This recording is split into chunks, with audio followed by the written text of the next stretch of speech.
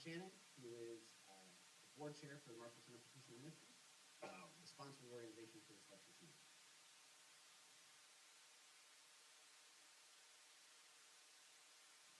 Good evening. Dr. Hatcher said, my name is Jamie Shannon, and I have the privilege of serving as the chair of the Marshall Center for Christian Ministry at Georgetown College. It is my privilege to welcome you to the 2023 George Walker Redding Endowed Lecture Silencing. It is in my script, and so I will pass that along. It says, or anything that may cause your neighbor to miss something. So whatever else that may be, don't distract the person around you. Several things are printed in your program about Dr. George Redding. Allow me to share just a few more items of interest. A native Kentuckian, George Redding graduated from Georgetown College in 1927. After continuing his education and pastoring several churches, in 1943, he began his 30-year tenure as professor of Bible at Georgetown College.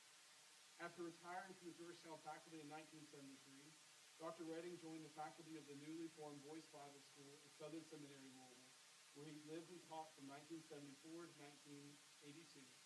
From 1982 to 1984, both George and his wife Carolyn lived and taught at the Oneida Baptist Institute in Oneida, Kentucky. In 1984, he was invited by his former student Raymond Lawrence to become chairman of the religion department at Mid-Continent Baptist Bible College in Mayfield, Kentucky. He passed away on January 28, 1989, while still holding his faculty chairmanship in Mid-Continent. We are grateful to the Redding family for making this event possible each year. And I'd like to add, I'm not sure if they're watching the live stream now, but we want to send our thank you to the Redding family if they'll be watching this if not now or later. I'd also like to share a few things about the Marshall Center. The Marshall Center for Christian Ministry is named for Dr. Bill and Alice Marshall, 1957 graduates of Georgetown College. They served as missionaries in the Middle East, and later Bill served as the executive secretary of the Kentucky Baptist Convention. Bill and Alice Marshall met Dr. George Redding when they were students at this institution. They both came to love Dr. Redding, and they came to love each other as well. When the time came for Bill and Alice to be married, they asked Dr. George Redding to perform the ceremony. The Marshall's time at Georgetown College was just the beginning of a lifelong friendship and a love affair with George and Carolyn Redding. Over the next 40 years, their lives intersected many times. Not the least of those intersections was in 1997. In that year, a Center for Christian Ministry was established on the campus and named for Bill and Alice Marshall. 8 years earlier, an endowment had been established by the family of George Redding. With the blessing of Carolyn Redding, in 1997, the Redding Endowment came under the trusteeship of Marshall Center for Christian Ministry. The Redding Endowment enables our college to bring to campus each spring authors and speakers who both challenge and inspire the college community, and it provides for the presentation of the George Walker Redding Christian Service Award for faculty at each baccalaureate service. So on behalf of the Redding family, the Marshall Center for Christian Ministry, Dr. Derek Hatch, Dr. Terry Clark, and our entire religion department, we want to welcome you to the 2023 George Walker Redding Endowed Lecture.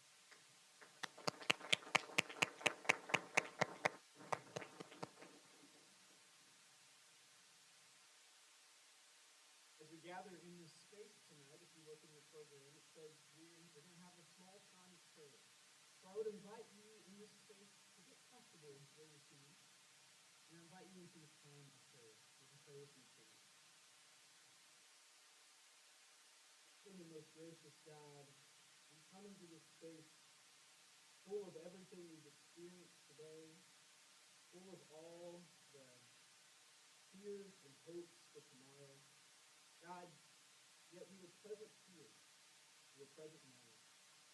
Lord, in the midst of everything that's going on in our lives, in the midst of everything that's going on in our world, in the midst of everything, we find ourselves here.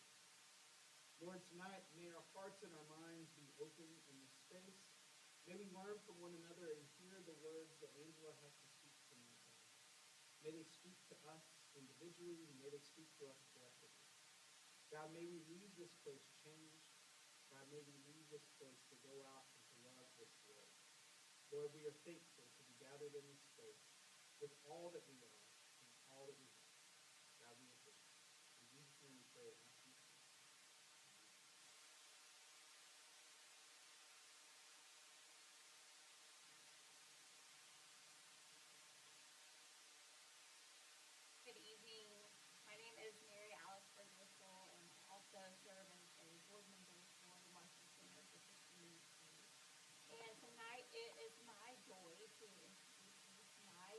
and Dr. Angela Williams Gorrell.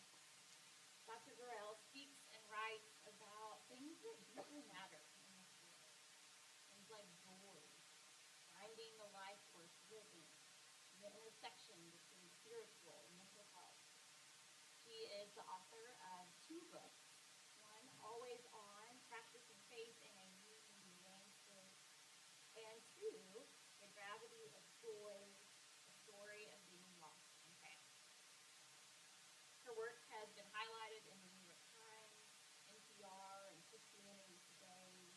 She has 14 years of pastoral ministry experience and has taught at schools across the country, like Yale University, Baylor University, McCormick and Fuller Seminaries.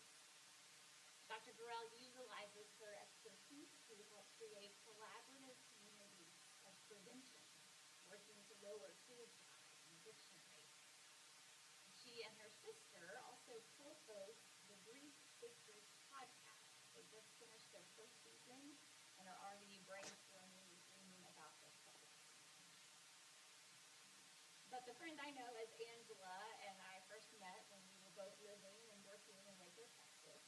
And 3.5 hours into our first dinner together, we looked up and realized that they were shutting down the restaurant around us and cleaning off the tables and locking the doors. But that's what it feels like every time we are together. Angela speaks honestly and authentically about these things that deeply matter in God's world.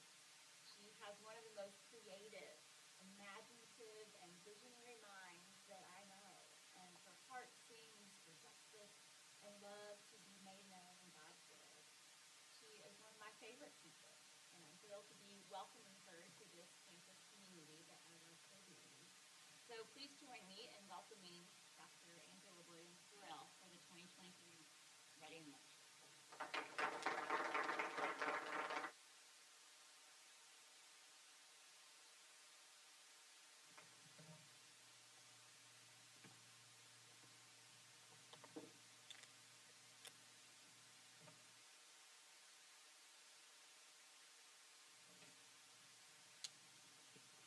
Gotta get ready.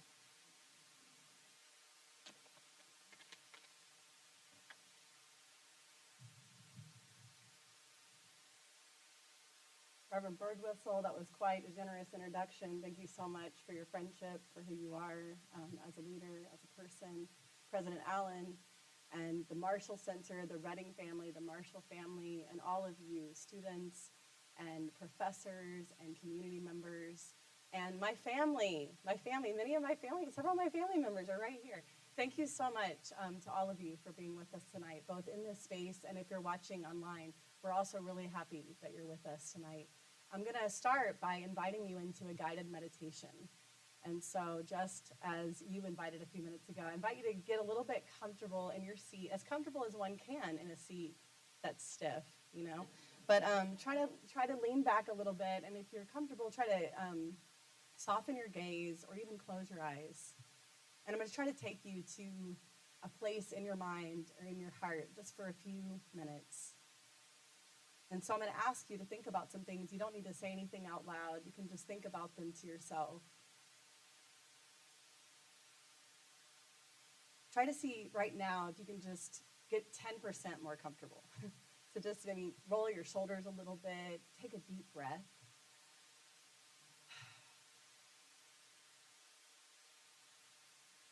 I invite you to try to think about someone who has loved you deeply.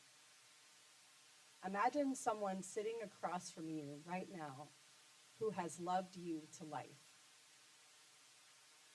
Who has loved you?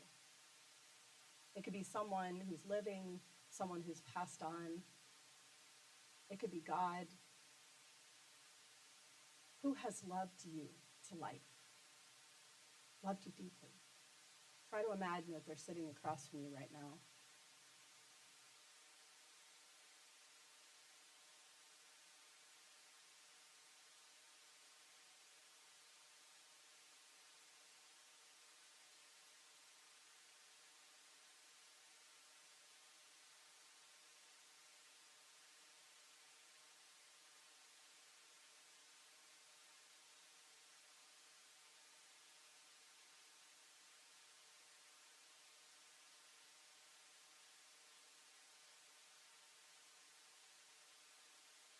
try to imagine what they look like, their facial features, how they're sitting.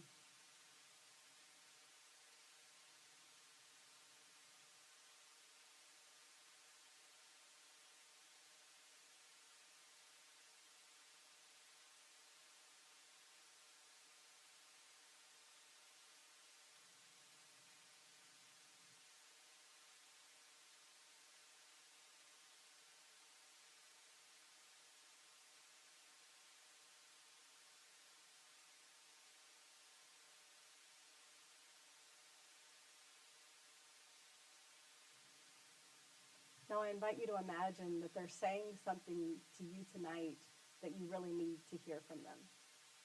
What do you need to hear this person say to you who has loved you?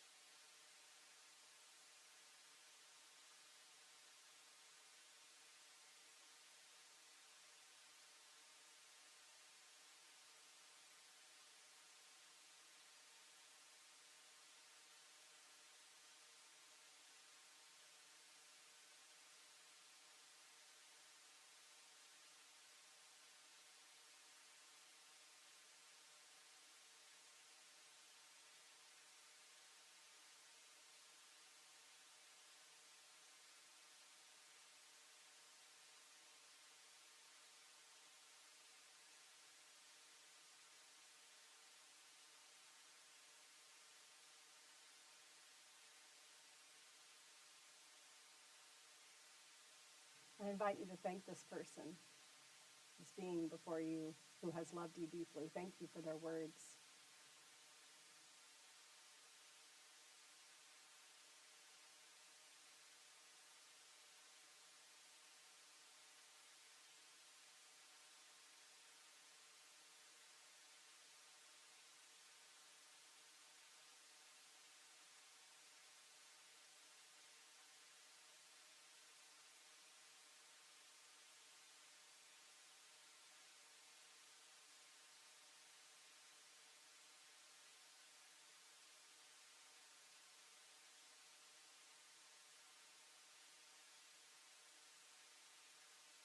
I invite you to give them a hug or a kiss if you want to. Tell them that you'll see them later.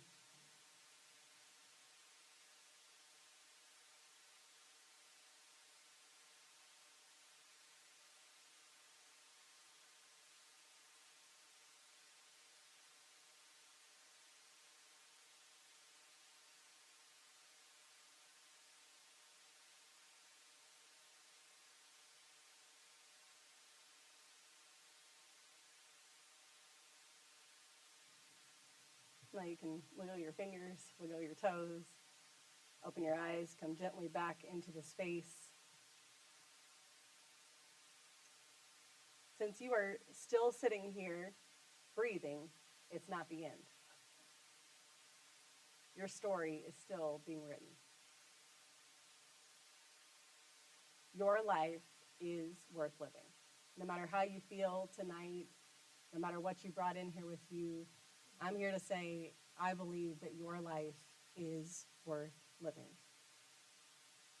You may be feeling any number of weighty things as you sit here in this room or you watch this online.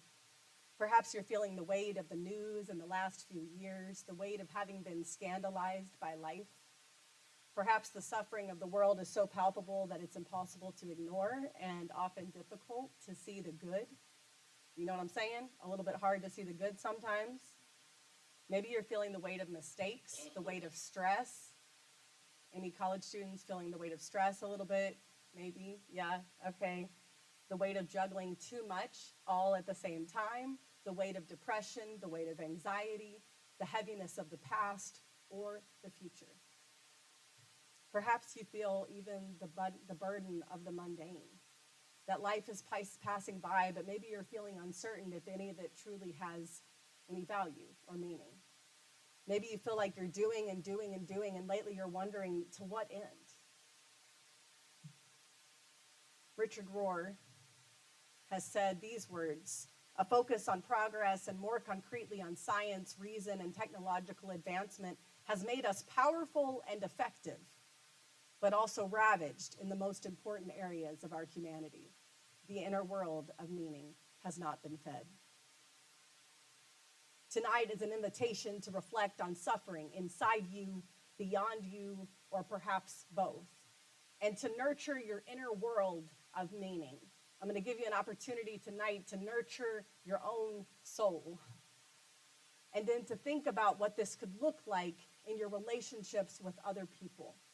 It's a movement from the inside out. You ready? Y'all don't look ready. I'm ready. I came ready now, all right? I hope you're ready. Okay. Tonight is an invitation for you to take a deep breath and to reflect on your life, what it means to God, to this world, to others, to you.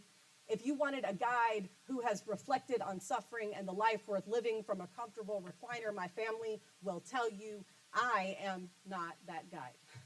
You have come to the wrong place. Some of you have read The Gravity of Joy, so you know what I'm about to say. But for those of you who don't know our family's story, in March of 2016, I was hired to study joy at Yale. And I was ecstatic about it. I mean, my job was to research joy. And I just thought, like, can life get any better than this? The bonus was that I was also going to get paid. I had $14 in my bank account at that time. So I was like, I get to work and pay the rent and, like, study joy. This is amazing. Okay. Then 8 months into the project, 3 of our family members died in 4 weeks. One of our family members died by suicide at 30, 1 week before Christmas. And a couple of weeks later, my nephew, my oldest sister, who does the podcast with me, her son, Mason, died at 22 years old of sudden cardiac arrest. He had a heart condition that no one knew about. And then 5 days after my nephew's funeral, I spent the last 5 hours of my dad's life with him. My dad died after 12 years of opioid use.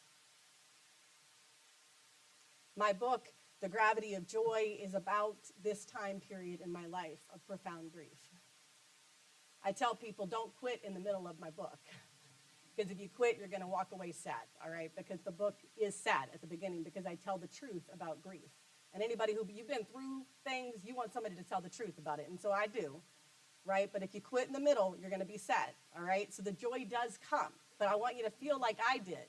And I want you to be like, where's the joy? Because that's how I felt, all right?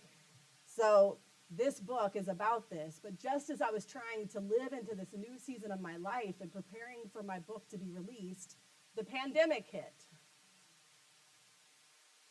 Since those painful weeks of losing 3 family members 5 years ago, I've had several other people in my life pass away, in our family's life.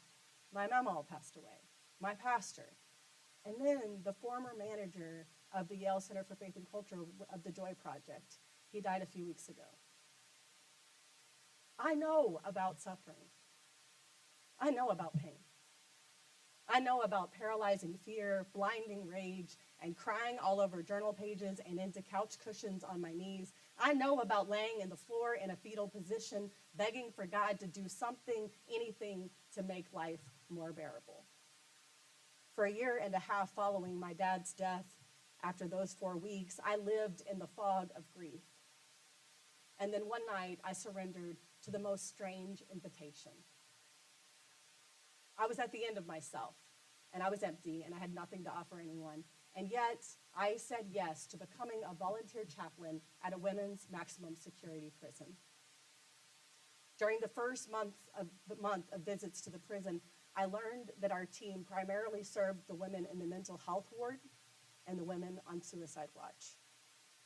And the majority of the women who came on Wednesday nights were serving time because of an addiction to heroin or crack cocaine. The building that we served is largely a mental health hospital and a sober house. I remember thinking how peculiar and strange, remarkable it was that after everything I had gone through, I was regularly learning from women who deal with significant depression, anxiety, addiction, and suicidal thoughts, many of whom had lost their children. In prison, my research and my personal weeks of hell and these women's suffering, it all collided, and I could barely contain the passionate blaze that was set in my soul. I knew that opioids and suicide were killing people at alarming rates, even prior to the pandemic. And I suddenly wondered how these forms of death might be related. Not just in my own life, not in our family's life, but not just in these women's lives, but in the larger picture of what's happening in the United States of America. I began doggedly reading about and reflecting on the surge in opioid overdoses and suicides. As it turns out, heroin users are 7 times more likely to die by suicide than people who don't use heroin. But there is also more to the story. After doing a considerable amount of research and reflection, including interviewing others who had loved ones who died by suicide and addiction, it became more and more important for me to help people understand that overdose and suicide are not moral failures, but instead they are demonstrations of pain that have led to despair. Deaths from both suicide and overdose have been referred to as deaths of despair. Y'all, despair is an awful teacher. An indiscriminate parasite that feeds off of our grief, our anger, fear, self-doubt, self-hatred. It feeds off of our pain. That's how it lives. Addiction and suicidal thinking are sourced in unexamined, unlamented, and untreated pain that leads to more woundedness and spirals of self-destruction. As I reflect on the different experiences that have been shared with me about suicidal thinking and addiction, several sources of pain are prominent. Abuse and neglect, perceived failure, a lack of control, financial stress, as well as overwhelming feelings of anxiety and powerlessness, and especially shame. And these sources of pain often nurture loneliness in us. People can begin to think or believe, whether real or imagined, that they are alone in their circumstances or their feelings. And no one can empathize with them. Johann Hari has said, and I agree with him, quote, "The opposite of addiction is connection." Many of us also, I think, utilize addiction as a form of connection. Hari has argued that addiction is a social disorder.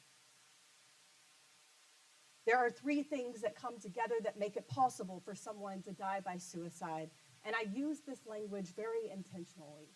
Saying that someone died by suicide creates space for compassion for the untreated pain that they were going through that led to their despair. To use language like committed suicide doesn't create that same space for compassion. So I invite all of us tonight to shift our language to talking about dying by suicide.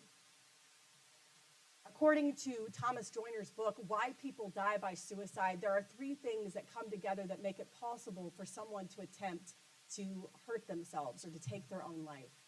And the first thing is this developed ability to harm oneself. In essence, the fear of dying becomes less and less over time. They're less and less horrified by death because life has been so horrifying, death starts to look like relief. Right? And so this is anybody who has a history of self-harm practices, high-risk behavior, but also has lived in a home with abuse, domestic violence, spent time in prison, in the military, are all going to have this heightened risk for suicide because they've encountered death or suffering so much that their fear of it or their being horrified by it has lessened over time. So that's the first thing. The second thing that happens that comes together is this sense of profound loneliness. Like, I can see you, but you can't see me. I'm in a room with you, but you can't reach me. Like, I am surrounded by people, but I'm disconnected from everyone. And then the third, or what we might call failed belongingness. And the third thing that comes together is this sense that my life has become a burden on other people. That maybe my life has lost its center, it's lost its meaning and purpose. Maybe I've lost my sense of myself. And this can happen through a number of things, but one is like the transition to college can be very difficult for this. You can feel like I was one person in high school and I knew who I was and I knew who my people were, and then I get to college and I'm disoriented and I'm trying to find my way, I'm trying to find myself. Or sometimes we make a mistake. We fail a number of classes, or we make, as older adults, we make some sort of mistake related to finances or our work, and we think, I can't recover from this mistake, from this failure. I've so massively messed up that I don't know who I am anymore. All right, and so these three things come together. It also, what we see is suicide rates are high in older men over 65 often, because after they retire, their work was the place where they sensed connection with other people. And after they retire, they no longer feel like their life has a lot of meaning and purpose. And so those are some factors that come together.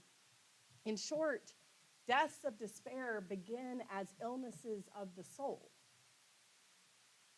Unlamented pain, uncultivated belonging, unhinged identity. Some of the symptoms of an unwell soul are apathy, rage, depression, anxiety, burnout. We often talk a lot about the symptoms, right? We hear a lot of people saying, I feel anxious, I feel depressed, or a lot of people are experiencing burnout, or I'm angry, I'm frustrated, or I don't really care, I'm indifferent, I'm apathetic, These are symptoms of, I think, unwell souls, and the illnesses of these unwell souls are these three things. Tending to illnesses of the soul is not simply the work of mental health workers.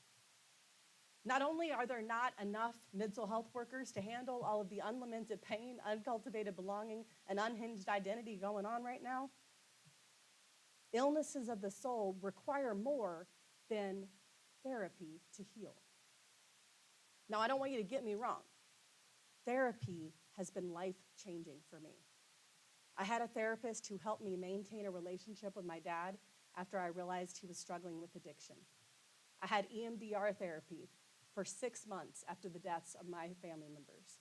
And I currently have a therapist. This helped me work through some stuff in my life. I am a huge fan of therapists. I've had 3. I am please do not mishear me tonight, right? Also, I have asked that the director of the counseling center be here tonight, and she is. Her name is Bethany Farley, and she's gonna be in room 231 after this lecture. And I think it's on the 2nd floor, is that right, Dr. Hatch? Yeah. And so if you are hearing something in this lecture and you're concerned for someone else and you'd like to talk to her about that, please go see her in 231. If this has brought up something for yourself, please go. Therapy has been life-changing for me. At the same time, I'm asking us to think tonight about the idea that the illnesses of the soul that I'm describing need therapy plus and some. Tonight, I'm asking you to be the kind of human that invests in the health of souls, the ones around you and the one within you. We cannot simply respond to crisis after crisis. We cannot rely solely on people like Bethany in helping professions to assist once the symptoms show up. Tonight, I am suggesting that we are in desperate need of collaborative communities of prevention, where we are tending to souls in a way that these illnesses don't show up. Collaborative communities that prevent the spread of our most contagious illnesses of the soul are marked by 3 things: empathy, belonging, and joy. In many ways, this lecture is a gentle reminder that the things we often underestimate or take for granted are precisely those things that sustain us on the days when life breaks our heart. Precisely those things that feed our inner worlds of meaning. A collaborative community of prevention is marked by empathy. I'm inviting each one of you who's here tonight to embody empathy. Know the pains of the people around you. What keeps them awake at night? What has broken their heart? Have you had a meaningful conversation about this with people lately? What troubles you? Most of us have an ache for something and an ache because of something. Do you know the aches of the people around you? Mine for these aches, and then create space in your circle of the world for these pains to be openly lamented. Be a compassionate witness to people's pain. Learn how to have tolerance for people's pain so that you can sit with them in it. Instead of trying to fix it, instead of trying to explain it, try to sit with them in it. And it can be as simple as saying things like this: what happened is cosmically unfair. I can imagine why that experience was gut-wrenching. That sounds horrifying. I can understand why you're angry. This is definitely unjust. That's like a punch in the gut. Or even more simply, I lament with you. I mourn that this happened this way. And this includes being willing to model lament for others. Be willing to share what breaks your heart and what keeps you awake at night, and explain why. You all, the more human that you are with others, the more human they will be with you. Pastor and theologian Howard Thurman describes how hate happens in his book, Jesus and the Disinherited. And he also writes about love. Drawing on his writing tonight, I am suggesting that if you work to have empathy for people you encounter regularly, you are more likely to identify with them, if only with their humanness. If you can identify with someone, you can learn to have compassion for them. And if you have compassion for them, you're more likely to listen to them. And if you can listen to them with all that you are, you're more likely to see them and love them as God does. You see how you move from empathy to connection.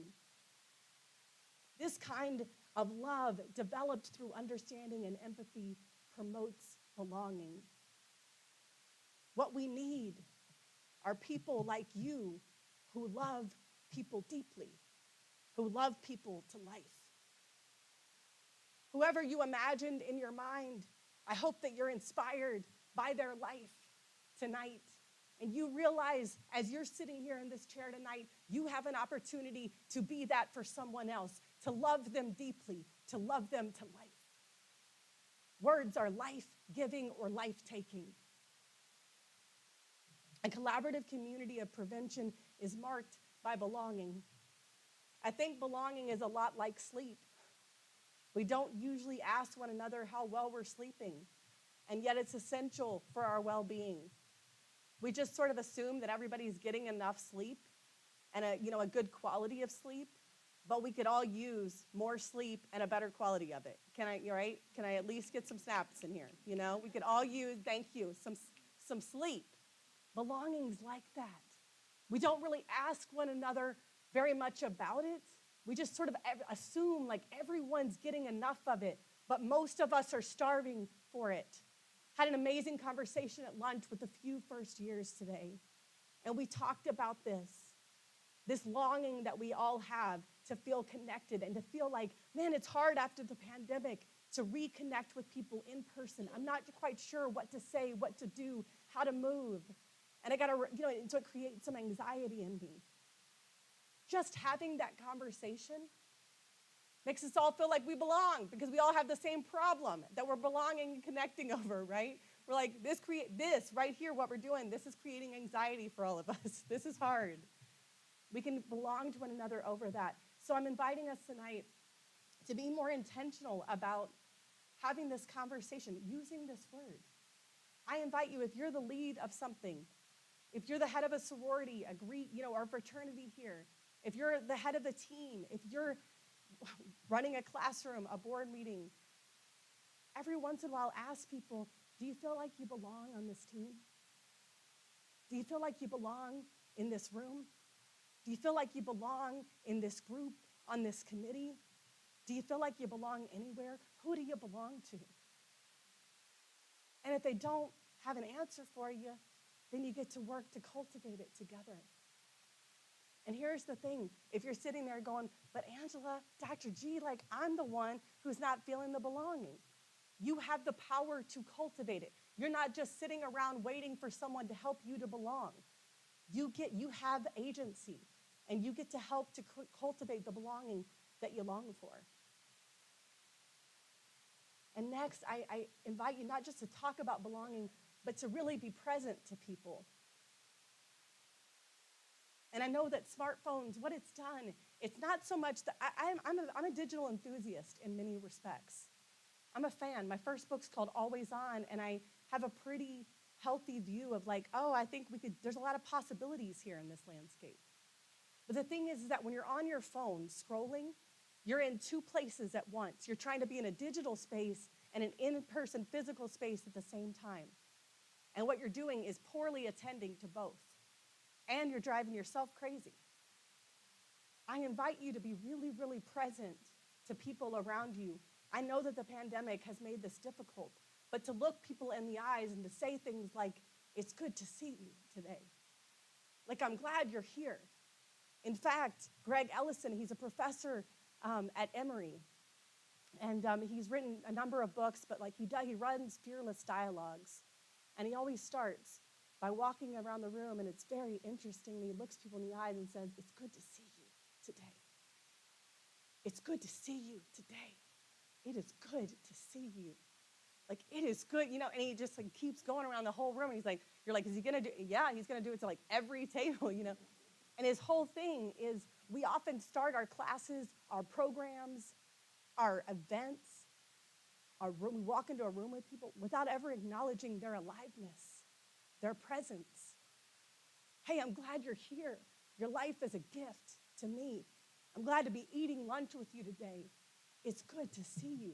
There's something about, sometimes when you feel really lonely and you feel disconnected from other people, it's like you need the eyes and the lips of somebody else to remind you, oh, I'm still here. Like, I'm still here. I'm still breathing. I'm still alive. Man, I'm noticed. And it's such a simple, simple thing. But don't underestimate the power that you have to see other people, to recognize their aliveness. And when you do, the fantastic thing is that you'll feel seen back. I started this evening with recognizing your aliveness. And I tried to invite you to think about what words needed to be said, because I was trying to say, hey, I know that you didn't come in here empty-handed. You're bringing a lot of stuff with you. So I want to invite you to pause and to think about, what do you need to hear tonight from someone who loves you? It's really easy. It doesn't take a lot to recognize people's aliveness and to recognize that they have more going on in their life than what you got planned. You know what I mean? For the program. Along with truly seeing people is truly knowing them. And this requires curiosity. I invite you to be curious about the people around you. Ask questions so that you know what matters most to them. One of the greatest ways to get to know other people is to find out what they value and to lift it up. So you could even say, could you tell me a story about when you did something that meant the world to you? What happened? No matter what you do to intentionally work toward connecting with others, please don't underestimate the power of belonging and the power you have in nurturing it. I'm a part of a group of scholars that are thinking about it a lot, and we're doing, it's called the Belonging Project. We wrote a paper together, just a white paper on just thinking about this sort of current moment first, and then we're hoping to do some stuff about it in the next few years. But one of my colleagues wrote, quote, like the air we breathe, belonging is also a matter of life and death. And then another remarked, a healthy sense of belonging provides structure where individuals and communities are able to imagine what's possible, take chances, and give life to the next generation. When we exist in the bonds of others, giving and receiving belonging, we find ourselves offering our lives, our ideas, and our gifts to the world. If I don't feel like I belong, I have trouble imagining. I'm trying too hard to manage your impression of me. But when I feel like I belong, I share ideas, I verbally process, I take risk, I get bigger. Ask yourself, when you are in spaces with other people, do they get bigger or do they get smaller?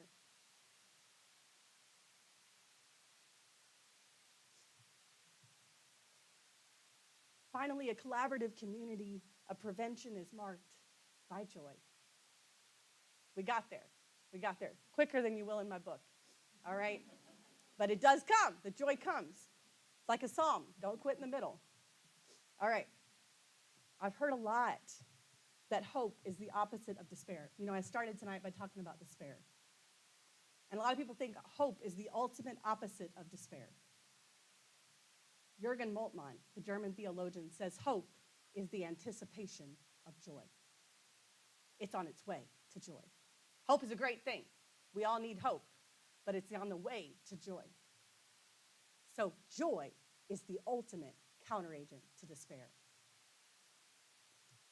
Therefore, like my friend Willie James Jennings, he is a theologian at Yale Divinity School. He says, and I agree with him, joy is a work of resistance against despair. Joy is a work of resistance against despair. Joy is the ultimate counteragent to despair because joy is the emotion that follows the recognition of and connection we feel to meaning, truth, beauty, goodness, and other people, God. When I see meaning, truth, beauty, goodness, a connection with others, and I think it has something to do with my life, that brings me joy. And that resists despair because despair says there is no meaning to be found. There is no beauty anymore. There is no goodness out there. My connection is lost. You see what I'm saying? So joy is about the recognition of those things. We can't make joy. We cannot make ourselves feel the emotion of joy. There's a lot of people out there that want to say, choose joy. And I want to say, can't do it.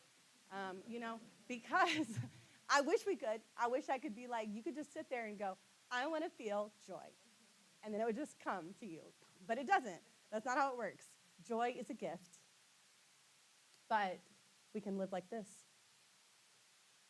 We can become open to joy. And I will say we can choose to rejoice. You can choose to find something meaningful, truthful, beautiful, good, and rejoice over it. And be glad about it. But you can't just make yourself feel joy. But we can live open to joy. We can be looking for it. We find what we're looking for. And since joy is a virtue, that's what I mean by this. Living open to joy is a sort of virtue that you cultivate. We can ask questions that help people to cultivate meaning and truth and goodness. And we can also navigate obstacles to joy with people. And we can pursue or engage with, nurture gateways to joy. So let's talk about this. I wish I could do a 3-day workshop with you all, and I do it sometimes with people, but where we start with the questions, and then we move and we do the obstacles together, and then we do a bunch of gateways to joy, and everything, but we don't have that long tonight. So let me just give you one example of each. A community of joy asks important questions that help people to articulate truth and meaning and goodness in their lives. Some of the most important questions that you can ever ask are these, or answer. What is there to live for? What is worth wanting? Not just what do you want, not just how to get what you want, but what is worthy of all that you have and all that you are? What is worth wanting? Who or what do you answer to for living your life a certain way, and why? Where are your guideposts? Your horizons of significance? Who do you look to for guidance? What does it mean to lead your life well? How should you act? What does it mean to be a good person? How do you define good? And how did you get there? What are the conditions of a good life? What should we hope for? What does it mean for life to feel right? And I'm telling you right now, this is a very important question.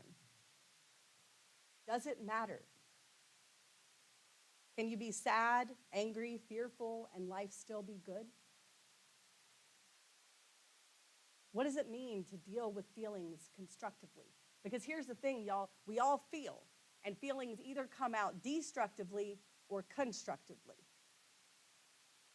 They always come out. How should you respond to suffering or pain? What is the place of pain in a good life? And what should you do when you fail? How can we respond well to failure, to making mistakes? One obstacle to joy is this, that's particularly important in light of what I was saying earlier about suicidal thinking, right? Is helping people to navigate failure. A lot of us just sort of assume that we know what to do when we make mistakes, like say sorry and move on. Or someone else wrongs you, just like forgive them and move on. But a lot of us are sitting like around going, yeah, how? Like what they did really, really hurt me. How do I forgive them? Like what does that look like? How do I engage in that process? And many of us need to know that forgiveness is a process. Miroslav Volf says forgiveness comes in droplets, a little bit at a time. And sometimes it's like, hey, God, okay, I'm going to offer this person to you, God, and I forgive them. Oh, nope, going to take it back for a second. Nope, I do forgive them. I offer them to you. I'm letting this go. Nope, can't let it go, not today. That's kind of like, right? That's forgiveness. It's a work. It's a practice in us. It's very difficult to feel like my life is meaningful or beautiful or connected with others. And particularly difficult to feel like my life is good if I have failed massively. Or if I'm walking around feeling like everyone has failed me massively. It's hard to see the good when you're walking around feeling like people haven't been good to you. We need collaborative communities that help people to navigate failure well, especially moral failures. We need to help people in our communities understand and embrace the practices of Christian faith that help us to return to the goodness. Specifically confession, accountability, and this process of forgiveness. So I said I would talk about the questions and then one obstacle, and now I'm going to talk about one gateway. Celebrating the truth. In 2016, Oxford Dictionary does like a word of the year every year, right? You know about this? Anybody know 2016's word of the year? Post-truth. We live in a time where a lot of people are wondering, is there anything true? Is there anything to believe in? What should I believe? Who can I believe? And if joy is a recognition of and a connection to the truth, you can understand why we're a little bit joy poor sometimes. If we're meaning poor, good poor, beauty poor, connection poor, truth poor, it makes sense, right? Christine Pohl is an ethicist at Asbury College down the road. And she has said that truth-telling is affirming what is good and true in the world. So, I gotta take a drink of water for this story. I don't know. I'm parched.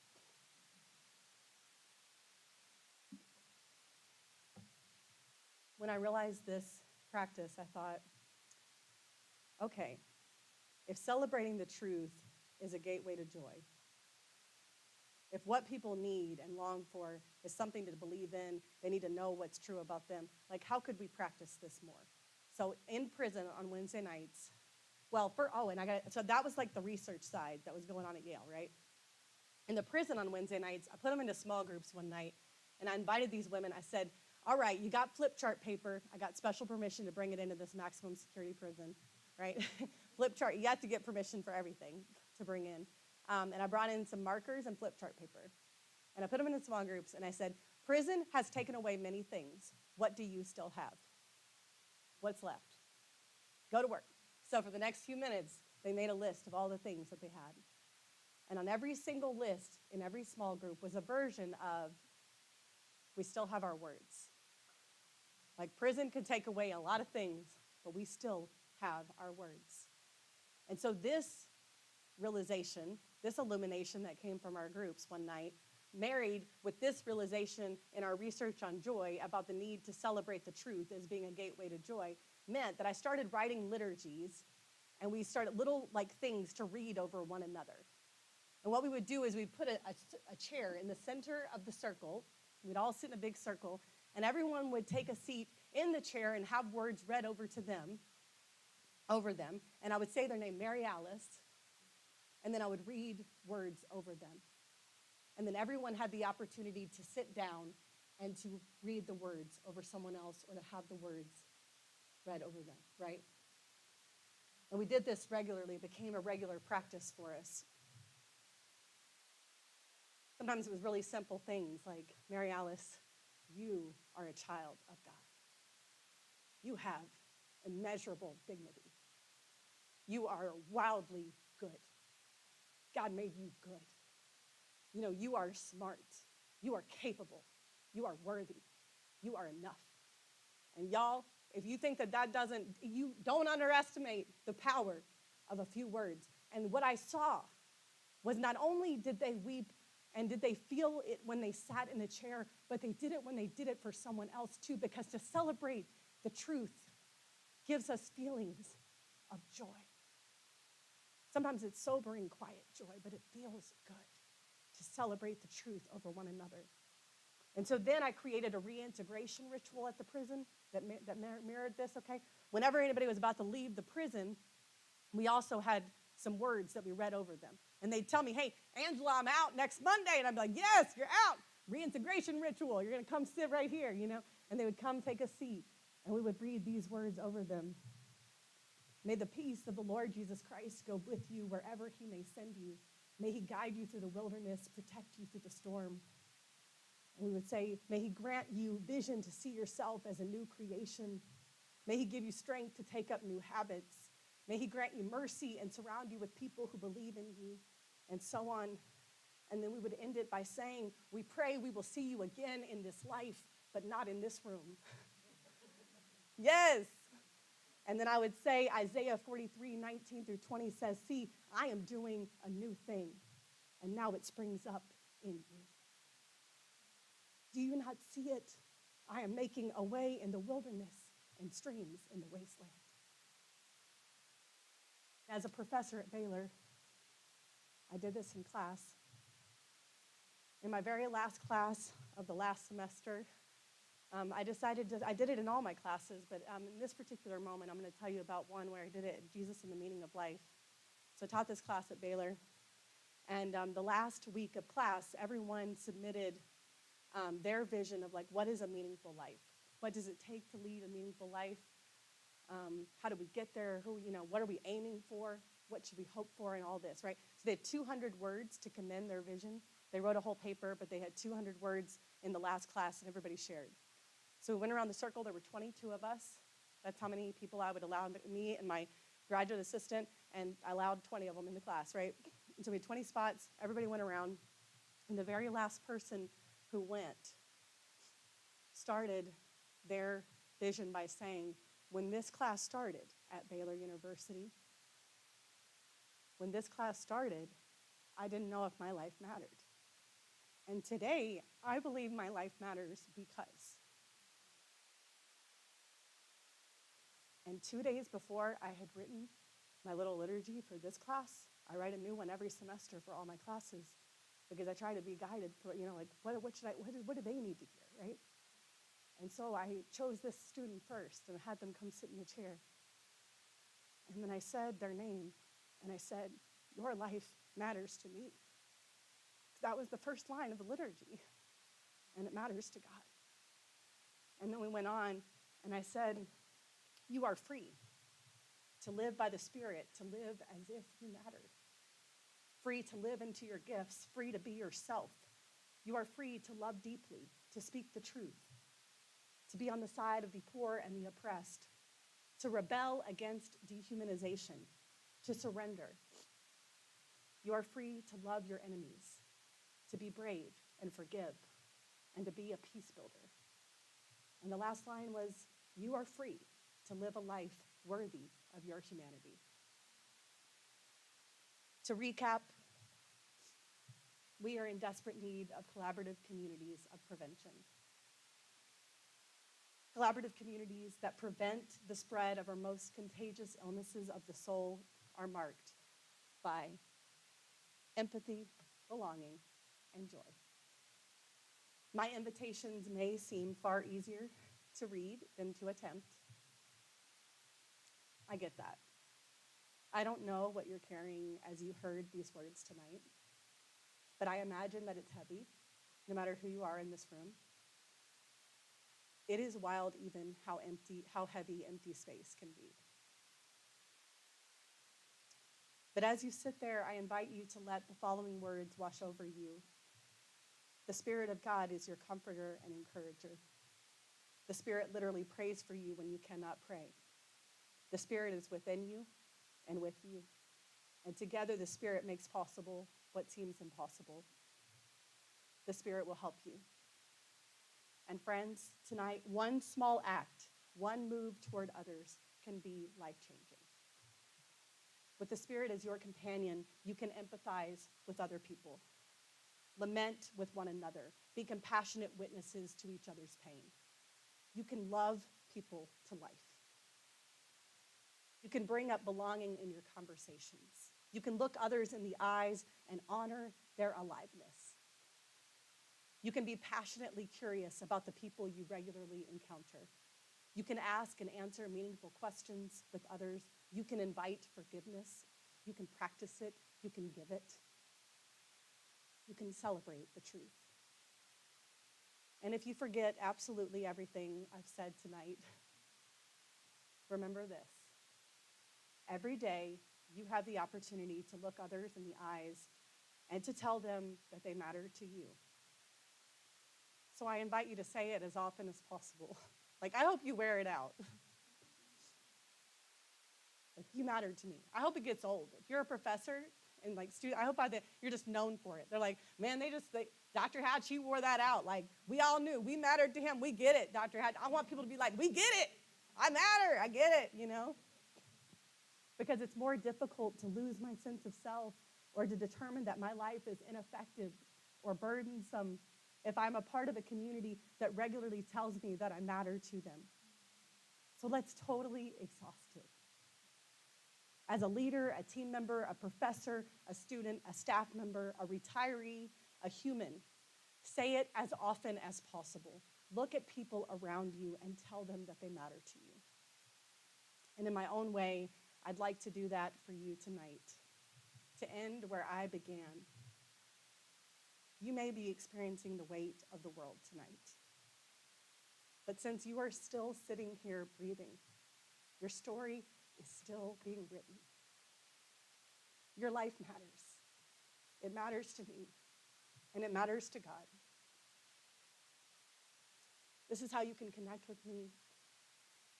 My website, you can find the Grief Sisters. You can DM me on Instagram. Thank you. Thanks for being here.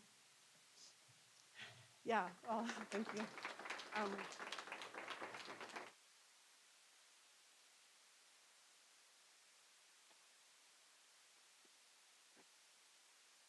Now's the time where I have to say that Bell Hooks said something that's really important.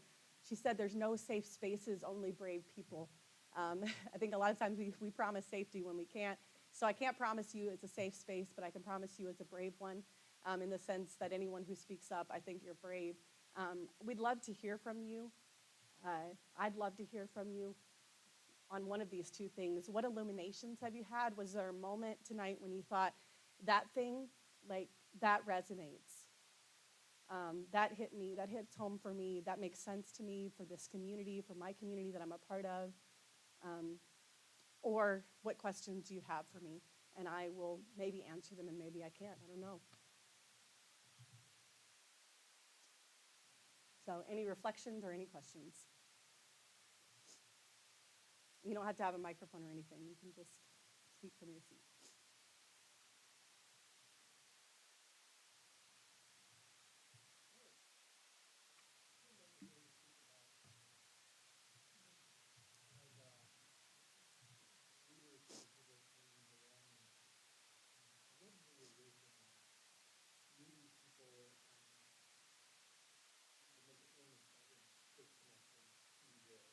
Yeah, absolutely.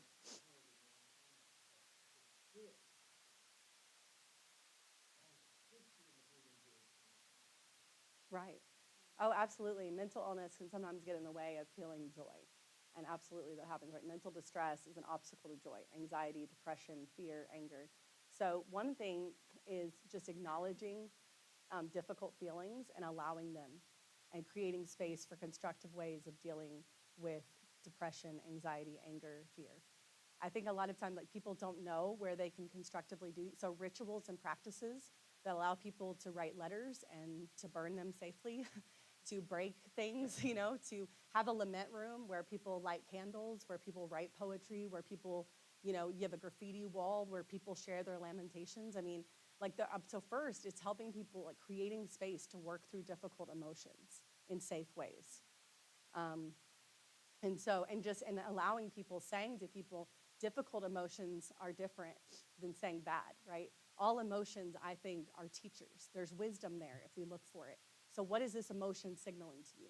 And then when it comes to mental illness and distress, that's why community is so important, is that calls to rejoice in the Bible, for example, are communal calls.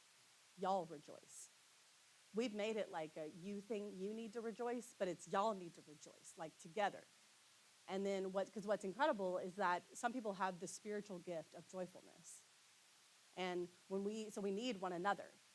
And some people are born with brains that are more structured toward being open to joy, and other people's brains are structured toward other gifts, like, the gift of tears, the gift of honesty, and courage, and so on, And so I think that when we come together in a gathering, we realize that joy is contagious and we can catch it.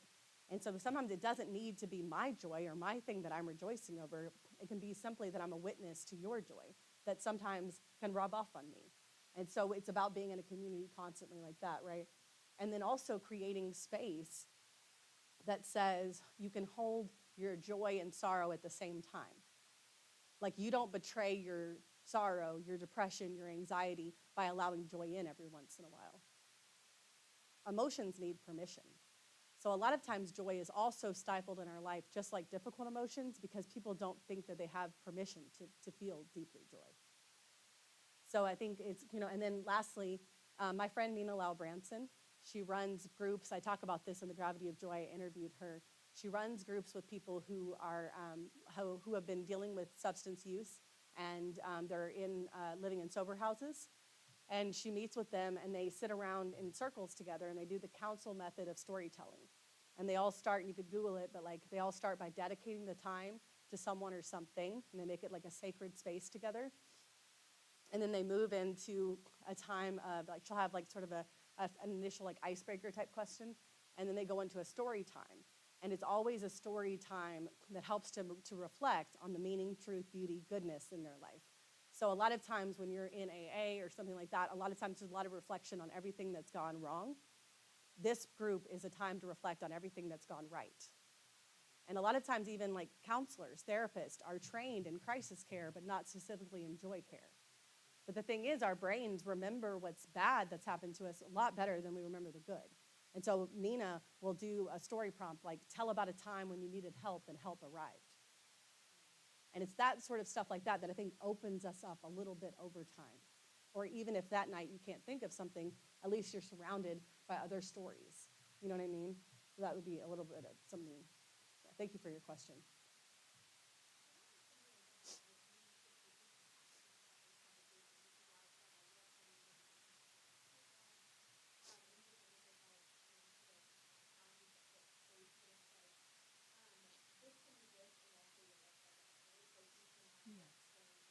And, yes.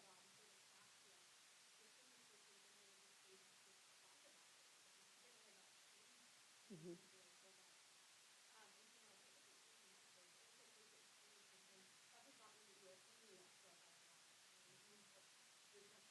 Mhm. I love that. I love the word and. So, yes. This can happen and this. Yes. Thank you. And the things you brought together specifically. Other reflections or questions?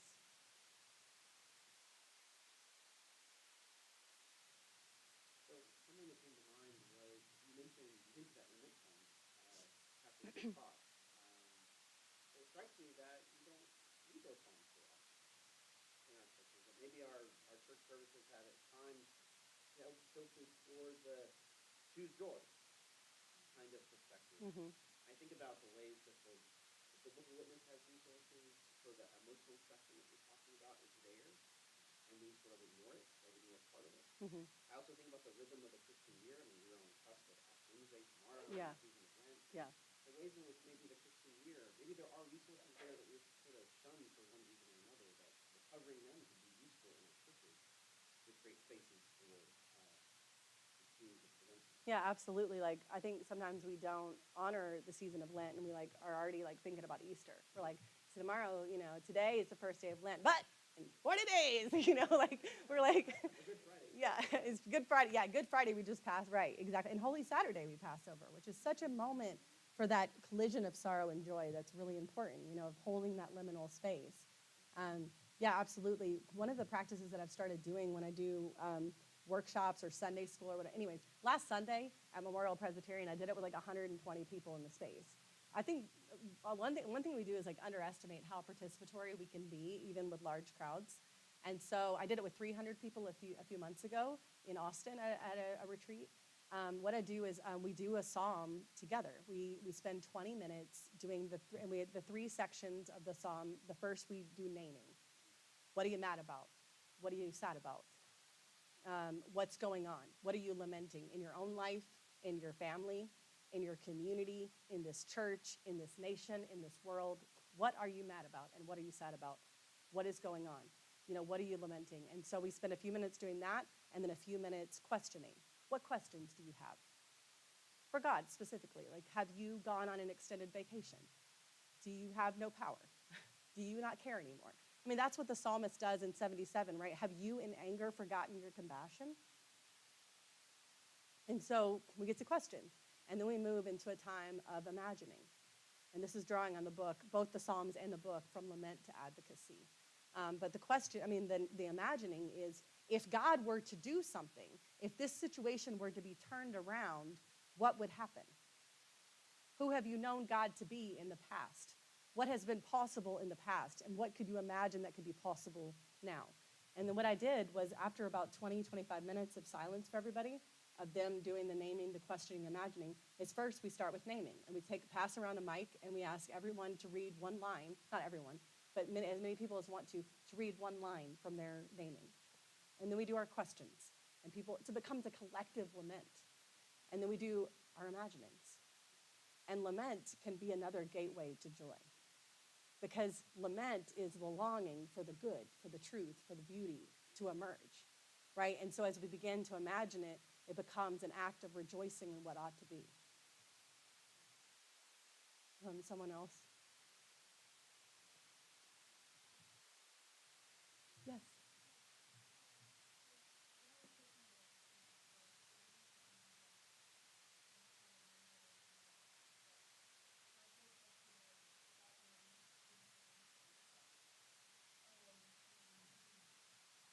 This is so powerful what she's saying. Can you all hear what she's saying? Okay.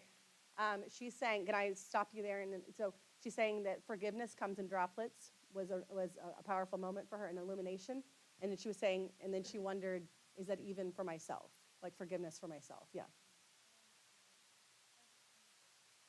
Yeah.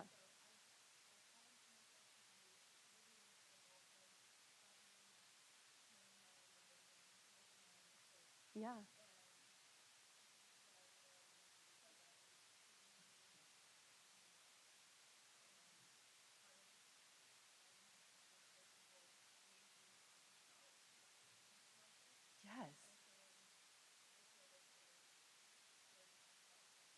Yes. Yeah.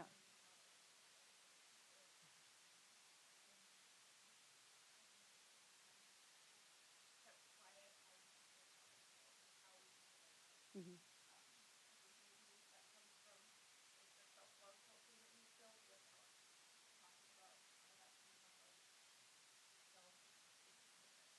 Hmm. Thank you. That was so rich. I wish I could capture all of it. Um, she's saying a number of things about this process of forgiving yourself, but just realizing that sometimes it's yourself that you feel at war with, that you feel like you're not quite right with, and that even that comes in droplets. But maybe it's important to just be honest about, as you're navigating life and you're making mistakes or whatever, that you're just owning, oh, I need to forgive myself for this thing that I messed up, or this thing, and I need. But also I would put words to. I would also say the importance of being gentle with yourself. Realizing that you're new to all this. Like, you're new to hashtag adulting, right? So like it's like it is a process. Even adulting is a process, And even many of us would say that we're not new to it, and it's very hard. And right, we're getting the snaps. Yes, adulting is very hard. And so, but I really appreciate all your reflections on just like this need for self-forgiveness as well, and getting allowing it to come a little bit at a time. Sometimes, yeah, thank you. Thank you for that vulnerability, that honesty about that, and which I think allows all of us to be honest with ourselves. Yeah, thank you. Any other reflections or questions?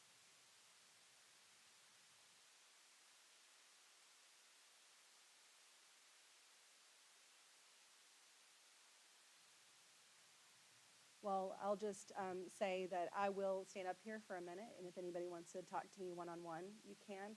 And also, Bethany is upstairs in 231. Thanks for being here tonight. It's really good to see you.